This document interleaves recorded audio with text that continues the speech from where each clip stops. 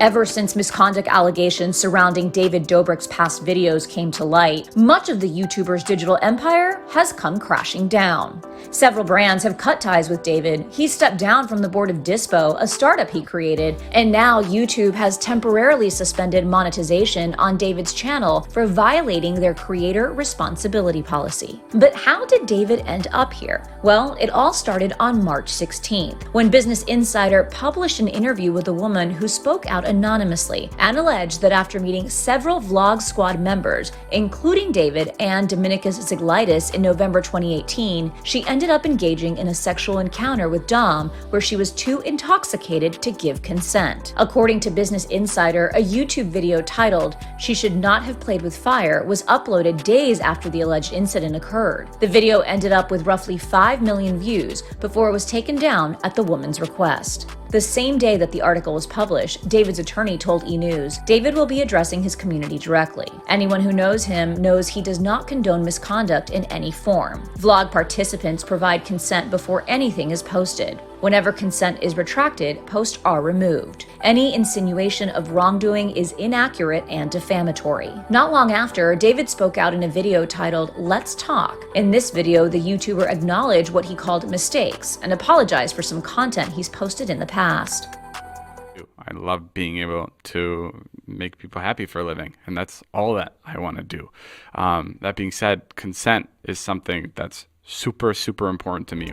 David went on to explain that he always gets people's approval before filming them, and that if for whatever reason they no longer want to be part of the video, he'll take it down. The content creator added that there were times he's made the decision to take down videos because they no longer represent him and are hurtful to others. In the same video, David seemingly speaks about Ziglitis.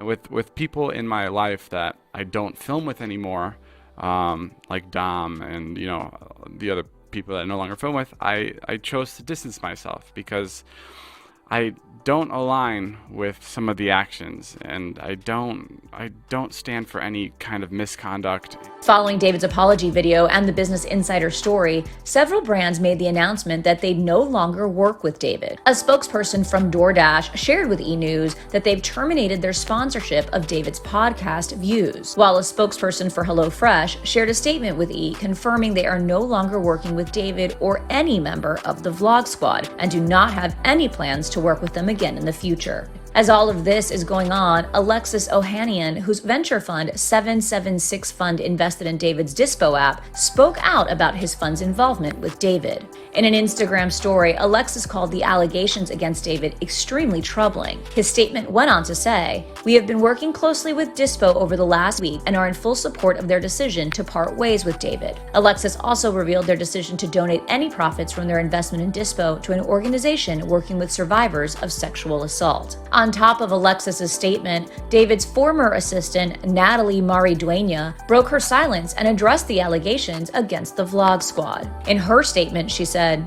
"I've spent a lot of time thinking about the recent allegations, and because of the severity, it's taken me time to process. I want to make it clear that I acknowledge, hear, and support those who came forward, and I stand by the victims." As the situation continues to heighten, David issued a new apology on March 23rd and revealed that he'll be taking a short break from social media. In the YouTube video, David talked about wanting to have a system in place to allow people to feel safe enough to speak out when they're uncomfortable with what's going on. I'm going to take a short break from all the social media stuff because I realize there's a serious lack of infrastructure when I make any kind of content. And I want to be able to have a place of checks and balances. I want to have HR, and I want to be able to have people communicate discomfort in a way that's comfortable to them, and where they don't feel like their emotions or what they're doing or how they're acting is compromised. David went on to say that he wants to use this opportunity to step up. And I think with this situation, there's a lot I can look at and there's a lot I can learn from, but there's a lot of mistakes that I made, and I'm sorry for that. I'm sorry for everybody I've let down. I'm sorry to my family, and I'm sorry to my friends that I've embarrassed, and that this won't happen again.